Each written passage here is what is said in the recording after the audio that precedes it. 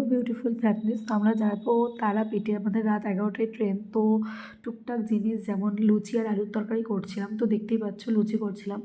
তো ক্যামেরার পিছনে যখন আমি কোনো জিনিস বানাতে যাই খুবই ভালো হয়, বাট ক্যামেরা যখন চালু করে আমি বানাতে যাই সেই জিনিসটা খারাপ হয়ে যায়, কেন জানি না। তো এখানে আরেকটা করছিলাম সাদা আলুর চচ্চড়ি।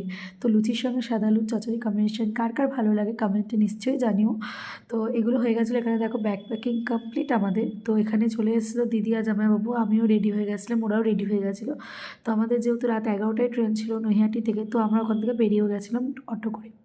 তো অটো করে আমরা চলে গেছিলাম তোমার নৈহাটি স্টেশনে। তো নৈহাটি স্টেশনে 2 নম্বর প্ল্যাটফর্মে আমাদের ট্রেন ছিল। তো আমরা ওখানের দিকে চলে গেছিলাম, তখনও বেজে গেছিলো 10:30, আর আমাদের ট্রেন ছিল 11টা। তো তাড়াতাড়ি করে আমরা চলে যাচ্ছিলাম স্টেশনের দিকে 2 নম্বরে। তো কিছুক্ষণ পর দেখলাম ট্রেনও চলে এসছে। তো ট্রেনের মধ্যে উঠে আমরা নৈহাটি থেকে বেরিয়েও যাচ্ছিলাম। তো আমাদের এরপরে আরেকটা ব্লগ আসবে, যেটা তারাপীঠে গিয়ে আমরা কী করে পুজো দিলাম সেই ব্লগটা আসবে। তো ওটাও চেক আউট করো পরে। তো দেখো আমি তারাপীঠ এখান থেকে বেরিয়ে গেছিলাম নৈহাটি স্টেশন থেকে।